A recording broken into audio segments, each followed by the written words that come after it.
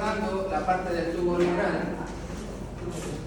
en la tercera semana de desarrollo habíamos observado de que se desarrollaba también junto con las placas neurales, placodas neurales que también se le denomina, o placodas ectodérmicas, van a formar y al plegamiento del embrión van a digitalizarse y van a desarrollar a futuro lo que va a funcionar como el tubo neural. Nuestro tubo neural se va a dividir en tres estructuras principalmente: el cerebro anterior, el cerebro medio y el cerebro posterior. El cerebro anterior es esta estructura que estamos viendo. Si nosotros hacemos un corte a nivel cefálico, entonces vamos a ver, esta es la parte del tubo neural. Entonces del tubo neural van a salir dos evaginaciones, o sea, de adentro hacia afuera se van a dirigir, formando en primer lugar los surcos ópticos. Estos surcos ópticos a futuro van a formar la vesícula óptica, o sea, esto, en vez de que sea una pequeña hendidura, un pequeño espacio, esto cada vez se va formando más un saco, una bolsa, que se va a denominar vesícula óptica. A futuro, como estamos viendo, esa vesícula óptica va a llegar un momento donde va a estar en contacto con el ectodermo superficial, que lo tenemos aquí, que al estar en contacto con este ectodermo superficial va a producir una invaginación, que es la placoda del cristalino. Al formarse esa estructura, como estamos viendo aquí lo que estábamos mencionando, nuestra vesícula óptica.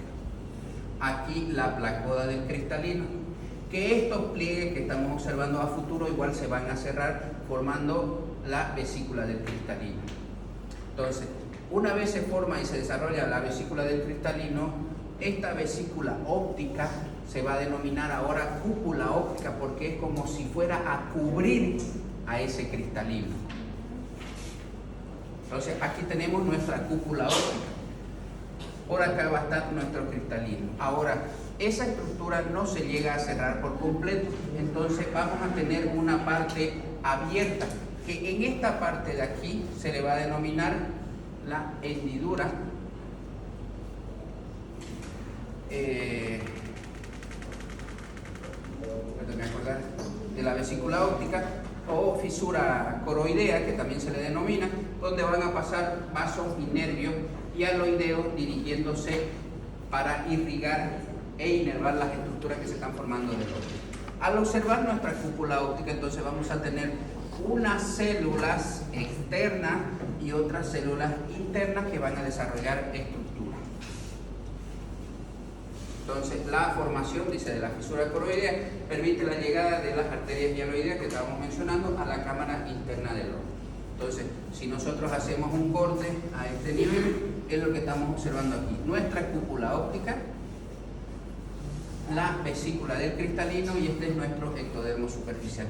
Estas son células mesenquimáticas indiferenciadas que igual se encuentran rodeando a esta estructura. Al final esto se llega a cerrar por completo, pero solamente queda vestigio de lo que se va a formar como el nervio óptico en comunicación con el cerebro anterior. La placoda del cristalino, como estábamos mencionando, se imagina y se transforma en la vesícula del cristalino. Aquí la tenemos, nuestra vesícula del cristalino. En el desarrollo de esta vesícula del cristalino, vamos a ver que también tenemos células en su pared anterior y células en su pared posterior. Las células de la pared posterior son las que migran hacia la región anterior, formando fibras también, que es lo que va a tener a futuro ese cristalino, que va a formar como un lente, va a funcionar de esa manera, como un lente.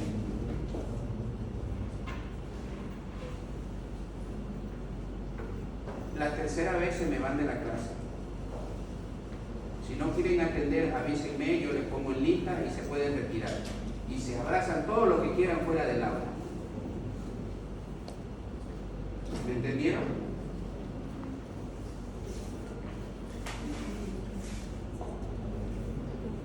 Entonces, nuestra vesícula del cristalino, como habíamos dicho posteriormente, se convierte en el cristalino propiamente dicho. Entonces, la capa más externa de esa cúpula, o sea, habíamos mencionado que esa cúpula tiene células externas y células internas. Las células externas de esa cúpula van a formar, junto con las células mesenquimáticas indiferenciadas que tiene hacia afuera, lo que se va a denominar como la esclerótica. Por debajo de eso, esas células igual externas van a formar lo que se va a desarrollar como la coroide. Y por último, las células que están sí internas, o sea, las células directamente de la parte interna de la cúpula, es lo que van a formar como la retina. En la parte más anterior, la esclerótica, nos habíamos dicho de que es la estructura blanquecina que está rodeando al ojo. Ahora, en la parte más anterior, esa esclerótica, hemos observado que se continúa con la córnea. Y por delante de esa córnea está la conjuntiva, que se desarrolla igual de las células mesenquimáticas diferenciadas. En este caso son mesodérmicas esas células que quedan, que forman la conjuntiva. Entonces, por debajo de la esclerótica, habíamos mencionado, existe una capa pigmentada y una vascularizada, que es la coroide, que es justamente lo que estábamos mencionando. Por debajo de la coroide está la retina, la cual tiene 3 tipos de capas. Habíamos mencionado y vamos a observar una capa pigmentaria, una capa nerviosa y una capa vascular.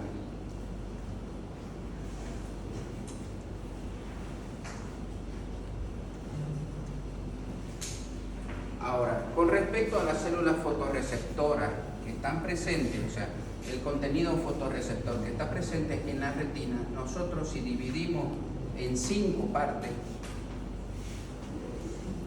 la parte justamente interna del ojo, si lo dividimos en 5, 4 de esas 5 partes es lo que se va a desarrollar como la parte fotorreceptora de la retina, o sea, donde están los conos y bastones.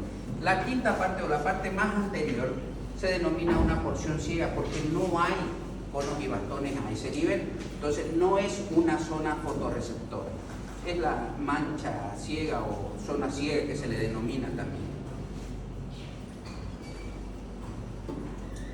Adyacente, dice, o sea, junto a los conos y bastones se encuentra la capa del manto que origina las neuronas y células de sostén. Entonces, nosotros, en primer lugar, en histología van a observar de que la retina tiene 10 capas de células.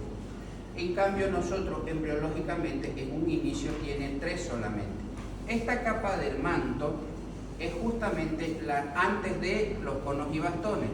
Tiene 2 grupos de células, una célula externa y una capa celular externa y una capa celular interna. Y por debajo de eso, o sea, en primer lugar tenemos las células ganglionares. Ahorita vamos a observar de qué manera. Si nosotros vemos la estructura que va a formar la parte de la retina, aquí tenemos todo esto es parte de la retina. Todo esto es parte de la retina. Por acá tenemos la coroide y luego la esclerótica, es simplemente para que se logren ubicar. Entonces, esta es la parte interna, esta es nuestra parte interna del ojo, donde tenemos nuestro humor pito, la cámara que representa todo el espacio ese donde está esa sustancia gelatinosa a nivel del ojo. Entonces, esta es la capa de conos y bastones. Esta es nuestra capa celular externa, capa celular interna y nuestras células ganglionares. Entonces, la imagen, para que pueda ser consciente, la imagen llega, o sea, si nosotros vemos hacia arriba está la córnea, pasa por la córnea, pasa por el cristalino y luego viene a reflejarse en la retina. Pero la imagen viene y pasa por todas estas células y recién se recibe a nivel de los conos y bastones y luego vuelve nuevamente por estas células hasta las células ganglionares y recién, como estamos viendo, todas estas fibras van a converger y confluir hacia el pedículo óptico para formar el nervio óptico. Esto lo lleva al sistema nervioso y recién se hace consciente esa imagen.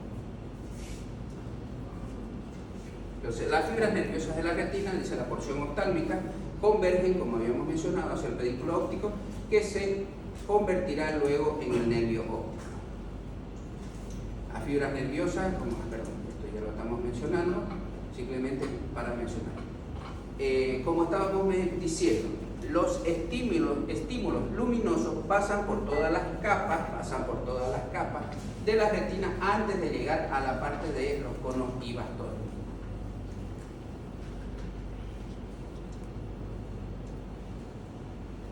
Ahora, con relación a formación del cuerpo vítreo, habíamos mencionado en un inicio que el mesodermo está rodeando a esta cúpula óptica.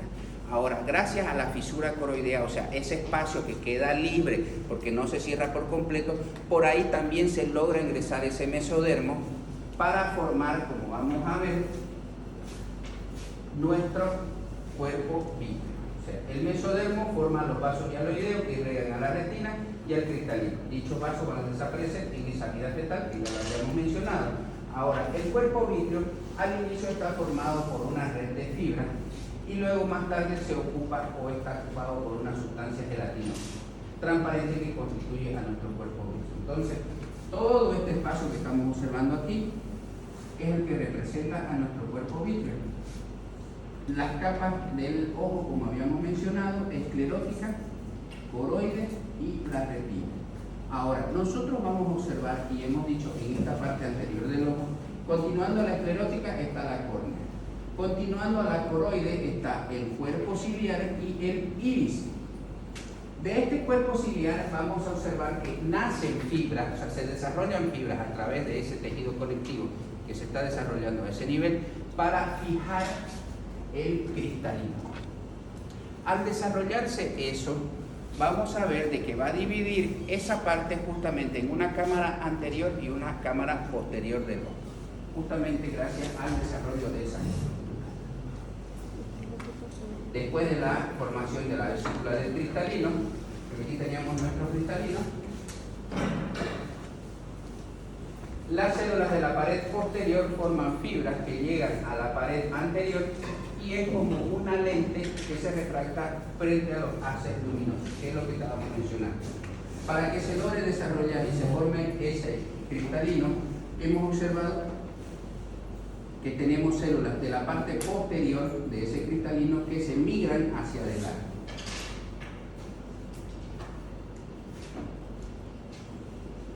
La córnea es una capa superficial epitelial ectodérmica, es una sustancia propia del estroma que se continúa con la esclerosis. Y una capa epitelial que la rodea a la cámara anterior del ojo, como estábamos mencionando. Aquí la córnea. Y en la parte anterior a esa córnea tenemos la conjuntiva, igual que de origen mesodérmico, de esas células mesenquimáticas que quedan a ese nivel. Y como habíamos mencionado, justamente la parte que diferencia entre el cuerpo ciliar y el iris. La porción ciega de la retina, dice, se divide en una porción irídea de la retina que forma la capa interna del iris, y la porción ciliar de la retina va a participar en la formación del cuerpo ciliar, justamente como estábamos mencionando. La porción, los músculos del iris, que vamos a observar, aquí tenemos nuestro iris, entonces aquí se forman los músculos del esfínter y el dilatador de la pupila, que se desarrollan a partir del ectodermo también. Vean, este es un caso especial porque este viene a representar, ¿será que estos músculos, el esfínter y el dilatador de la pupila, serán músculos lisos o músculos estriados?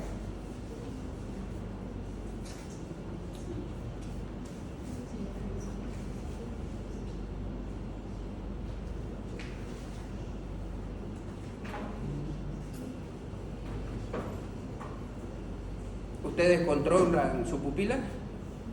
¿La abren y cierran a su antojo y semejanza? ¿Sí o no? No he dicho los párpados, he dicho la pupila.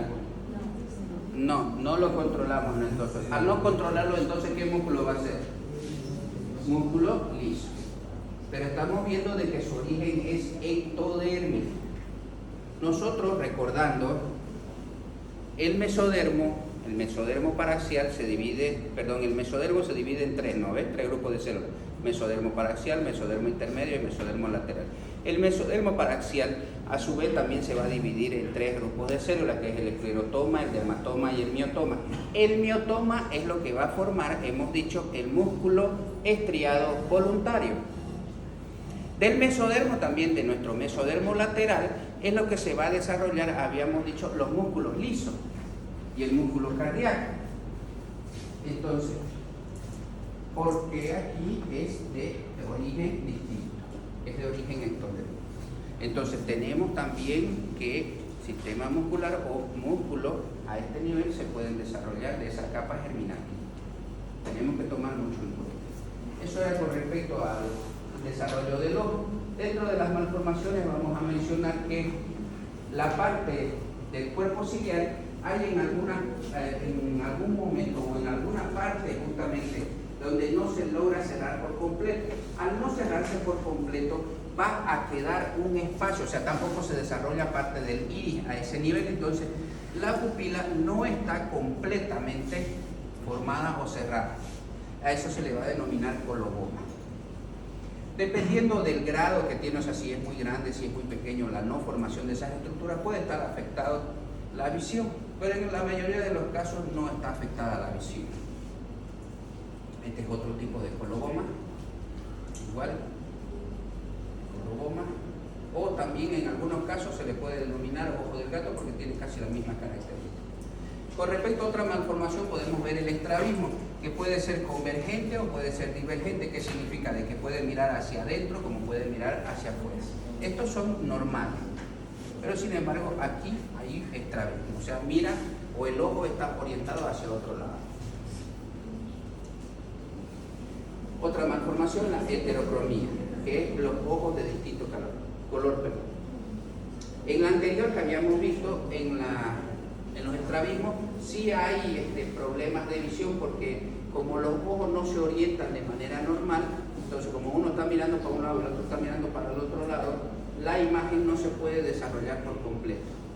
Porque no nos olvidemos de que la mitad mira una parte y la otra mitad mira otra parte, entonces por eso es que nosotros se relaciona y se unifica en una sola estructura.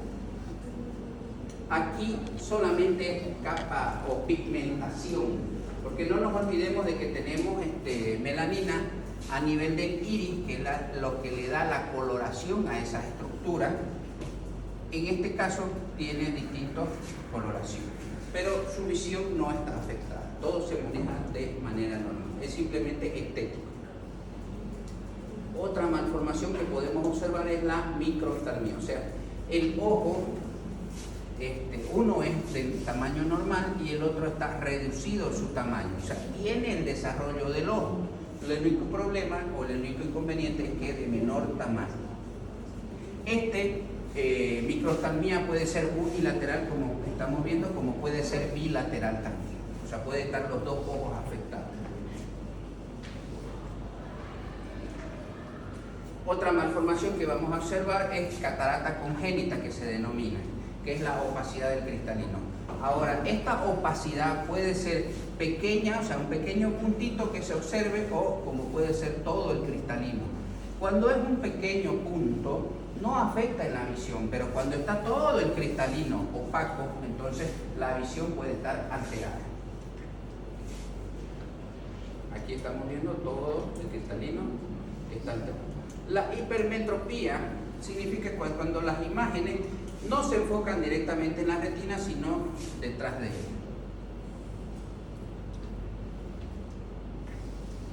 Bien. Pupilas de tamaño diferente podemos tener, o sea, las anisocorias que se denominan. La ambliopía, que es el ojo vago, cuando uno dice se desarrolla con visión, mientras que el otro no lo hace. Hay uno que se puede ver y el otro no se puede ver. La anostalmía, que es la ausencia o falta del globo ocular. Igual pues, esta puede ser unilateral como puede ser bilateral. Esta es bilateral. No tiene globo ocular en ninguno de los dos. Cavidades orbitales. La aniridia, que nos indica que es la ausencia del iris, son los ojos rojos que se denominan. no tiene justamente la parte del iris. Al no tener iris, no tiene pupila. Entonces, la afectación de la visión también va a estar alterada, pero no tanto en la imagen, sino en las luces que entre. O sea, él va a tener mucha fotosensibilidad, no va a resistir mucho a la luz. Son los vampiros que les llaman.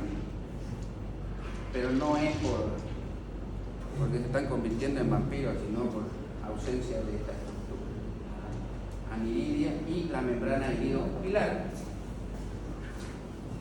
Aquí tenemos membranas que se están formando y desarrollando desde el iris.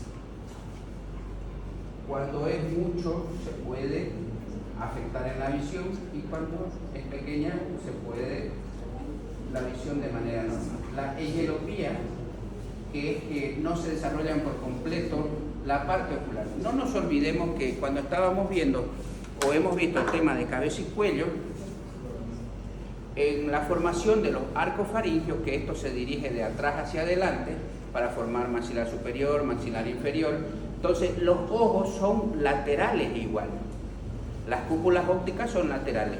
En la formación de ese desarrollo de esos arcos faringios es que se dirigen hacia adelante esos ojos. En este caso no se ha desarrollado por completo esa estructura para la separación de los ojos. Aquí es sinoftalmía, o sea, no hay globo ocular, igual de esa misma manera.